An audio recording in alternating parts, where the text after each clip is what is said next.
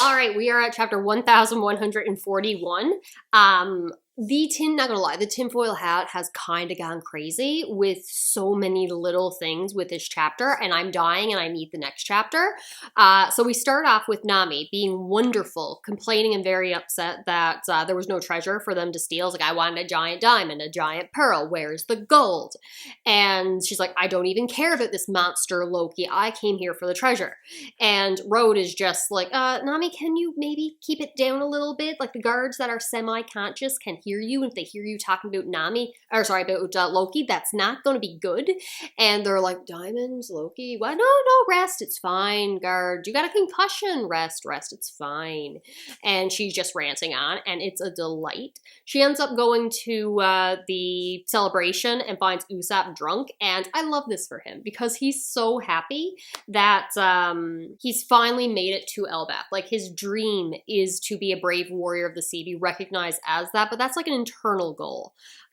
When it comes to like an achievable, tangible kind of one, it's being able to make it to Elbaf is like the physical representation of his dream. Elbaf represents everything that he wants to be, and I love that for him, that he's able to be here and he's able to celebrate. It's wonderful. But he's chatting with Drawl and just like, hey, this is our navigator, Nami. She's like, yeah, what do you think of her, and yada yada, and it's like, what kind of woman do you like?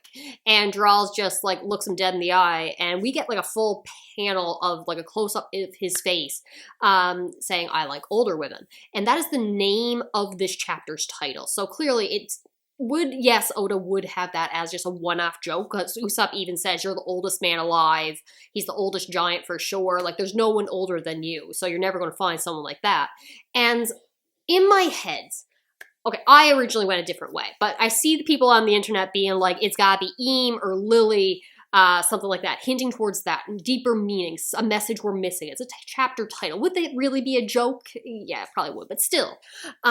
I immediately went to Big Mom. She is obviously not older than him, as she was like a child and he was an adult when she was banished. But she's clearly not young either, and she looks older than basically everyone in the Giants that we've seen here outside of him. So I'm like, is this a hint that Big Mom will return? I don't know. Am I crazy? Probably. Now, Usopp immediately, like, he's laughing, he's joking, he hits the sword in the head, and we're repeatedly drawing attention to this sword sticking through his head. And everyone's like, Usopp, you can't touch that. And Usopp, drunk, is just like, who wants to pull out Excalibur? And it's like, if you pull that out, he'll die of blood loss, which, fair. I mean, that you're not supposed to remove penetrating object wounds. But, like, if that's the case, shouldn't he also be kind of bleeding out a little bit with every little movement? It could die at any second. I'm going with this is One Piece rules, and maybe not. Who would have something to gain, or who would give him this medical knowledge? Tinfoil Hat is telling me that Gerd, the new giant pirate doctor, told him to keep that sword in his head. And she is actually going to betray us and is the actual traitor in this group. And I don't know, was it because the sword is definitely the former king's sword that we see in the painting. So is it manipulating his memories? Is there a reason it has to stay in there? I have a full-blown tinfoil hat theory at the end that we'll get to later. But I'm not trusting Gerd. Ever since they said, like, he'll bleed out, like, we have to leave that sword in, a doctor would have given them that information. I skipped over Franky and, is it Ripley I think he's with, are going across the Atom Tree just exploring when he sees this branch that happened cut off, broken off, and he asks questions about it, and she explains to him it was a former village, I forget the name of it, doesn't really matter, I can't pronounce it, Hugan? Don't care, don't know, was a village that was supported on this branch, but the branch dried out and eventually was struck by lightning. My mind immediately goes to Black Lightning, Summoning Circle, hockey. Did the former king sacrifice this village, allow the world government to come in? I don't know. Tinfoil Hat crazy could just be a bad time. Did Loki know somebody in this village? Was that village sacrificed? Is that why he went quote-unquote supposedly evil? He's fine, sweet boy. Probably not. Probably just a explanation for how we got the wood for the Sunny, because it came from the Atom Tree, and this is just how pieces have been broken off. She does make a very specific statement that has to come around, because too direct. Franky had said, I guess even the Atom Tree is not immune to time. But she says, yeah, that's the biggest weakness of Elbaf, lightning and fire. And immediately I'm thinking, lightning? Yeah, that's got to be a no. So is he coming back in this arc? I will die. I will be so happy. I'm so excited. I need an L back in this story so bad. So fingers crossed we get an L, but that is not where I'm placing my bet. I'll put a side note. They have mentioned that the wood of the tree was burnt and they had to chop off the branch to keep the rest from burning, specifically because the wood was so dried out, in which case Crocodile would be a terrible person to come to Elbaf, because if he dried out the Atom Tree, it's all over for everybody. That's going up like a match. But I don't see Crocodile showing up. Fire. I'm thinking at first, I'm like, okay, I don't see Sabo showing up at any point in time. Maybe Luffy with like the Red Hawk flame attack. I mean, Sanji got the kick, so there's a whole way fire can come up. But fire and lightning together, that's Big Mom again. So I got another thing pointing me towards Big Mom's eventual return. I'm convinced. I'm 100% convinced that Big Mom has to come back in this arc. It's for her story needs to be completed. She's not dead. If she died in Wano, I can't. I will hate Wano if that ends up being true. Already don't really like it, so it's not going to be that hard to make me dislike it even more. All right, so back to the other areas. Sanji apparently did not sense Nami's return and says during the party, just like, something feels off. Where's Gerd? I need to go find her.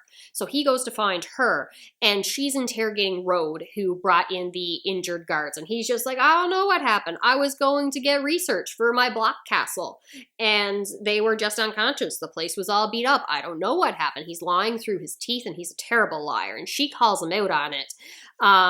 But he's like, okay, if they get rid of... He doesn't really care that they're trying to release Loki, so long as Loki screws off and leaves Elbaf, and he doesn't care if he goes rampant elsewhere, but he also doesn't want to get exiled for being incorporated with this plot. So he's trying to lie to Gerd, he turns away, and she sneaks up with the blunt end of an axe and knocks him out, and then continues to interrogate him, and he gives up everything. So her, Sanji, and the rest of the New Giant Pirates, along with Road, who's very much hurt, go to try to stop him. We cut to Luffy and Zoro in the underworld, lands of the dead, which I still need the underworld in this story. Side note, I was watching a different anime. I've been saying I want them to go to like underworld, sail the river Styx. There's an equivalent river in, I guess, Buddhist mythology, the Sanzu River. So if you ever go to that place, that's also fine. So Luffy and Zoro are in the underworld, and they're looking at Loki, who's all chained up and bleeding. And Zoro's just like, this isn't what you described him as. He doesn't look like you said. And Luffy's like, well, he wasn't beat up. Like, what happened to him? He's hurt. We have to help him. We have to hurry. And Zoro's like, let's calm down. We can't just take this guy's reputation as nothing. Like, I trust you, but this guy's apparently a menace. Should we really let him out? Luffy's saying he can't go on a rampage with these all these injuries, but just in case they'll leave one of the chains on. So he tries to use the key to get him off, but the prism stones, obviously, so Zoro has to do it. But first, Zoro wants to investigate himself, so he kicks him in the gut in one of the injuries to check and see if he's actually, like, that's a real injury, he's really bleeding. And Loki, like, coughs out in pain, screaming, what would you do that for? And he's, like, half unconscious. Luffy's like, he's dead. And Zoro's just like, if he dies, that was his fate. And he's like, you're such a jerk. We need to get him a doctor. We have to unchain him, get him a doctor. I'll go get Chopper. That's too far away. Oh, well, maybe one of the giants can help us out. They'll stop us. And they're bickering back and forth. And then they say, well, he'll need some meat. I'll go hunt some animals in the woods. And Zoro's just like, there's meat right there. He's like, no, those are my animal friends. It's like, meat is meat. And Luffy is just like, no, once they become my friends, they are off the menu. So Chopper is safe, not an emergency food source anymore. I love the bickering back and forth so very much. But eventually Zoro agrees and starts unlocking all the locks. And that's when we see Hiruden and the New Giant Pirates falling from the sky. They had rushed to the underworld so quickly that they didn't have time to wait for a lift or any proper transportation, and instead took one of the clouds that can't exist in the underworld, and it dissolved, evaporated, whatever, and they are about to crash and die. And so Luffy turns into Gum Gum Balloon, softens the landing, they bounce off, they crash, but they're alive, they're fine. And this is when, again, tinfoil hat just takes over, and it's pure vibes. I have no evidence. Hyruden is talking about how Loki is a menace ever since they were children. He can't be trusted. He's known for betraying everybody. And even when he did something kind or said something kind, there was always a selfish intent. There was always manipulation. He's not to be trusted. First of all, on record, I trust my boy. I trust my captain. Luffy says he is safe. He says he is to be trusted. I will trust my captain, but I also acknowledge my captain is an idiot. So if and when Loki betrays us in the next chapter, and I go, curse your son, but inevitable betrayal, just know I firmly did not see this coming. I trust Luffy's judgment 100%, and I'm an idiot for it, but I do. So this betrayal will hurt me, and I still don't believe it's going to come, because I'm trusting Loki to be a good boy because Luffy said so. I'm going to regret this. Hyruden says Loki is a threat to the world. My tinfoil hat takes over, because what if the former king, what's his name? Herald, I think? Herald of Death. Herald, someone who speaks truth, could speak lies. The name, who knows? What if he did not lose his horns by taking them off selflessly and wanting peace, but that's just what he told people. And really he lost them in a fight or a battle or whatever. And he wants them back because symbols of power, maybe his own strength is tied to them. Maybe the world government was involved. I don't know. What if he tried to put his own mind in his son, sacrificing his child to have his body? And Gerd, being a medical practitioner, was trying to help, and then you have the world government involved, and maybe Dral tried to stop it, and that's when they stabbed the sword through his head. I have no evidence for any of that, just vibes. But in reality, Zoro's just like, yeah, threat to the world. You might have been a little late stopping us.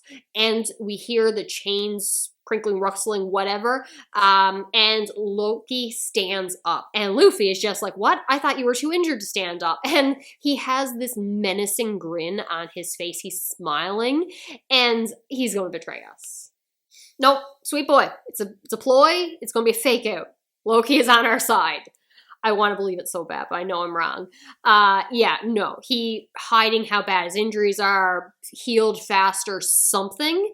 He's standing up, blood, and he's stronger, or he's taller than Oars. And Hyruden is just like, no, Loki, put down, I think it's Ragnar, something like that, the hammer. He picks up his hammer. And what's he going to do? Is he going to attack Zoro for attacking him? Is he going to go after Notshanks? Is he going to attack Luffy? Is he going to attack the Atom Tree? He's still tied with the Sea Prism Stones, but it's clearly not enough on its own to like take his energy away. Is it tied to the Atom Tree? Is it tied to a boulder? Can he just smash it? Did he eat the devil fruit?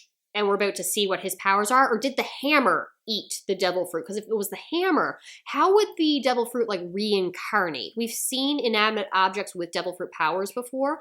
An inanimate object like a sword or a hammer can't die. Therefore, the devil fruit can't be reincarnated into the world. So would that be a way of getting permanently the Elbath treasure away forever? Who knows? Don't know. What is going to happen? I'm dying. There gotta be a fight, because we have Sanji now with the new giant pirates along with Zoro and Luffy. You can't have the monster trio with Loki here and not have a fight. Loki's gonna abandon us. He's gonna betray us. I don't want to believe it. I don't want to believe it. I'm not going to believe it till I have to. Anyway, that's all I got. This chapter was phenomenal. I have so many tinfoil hat theories based on zero evidence, just vibes. Big Mom has to come back. I want Enel back in the story, and I don't trust Gerd is the takeaway.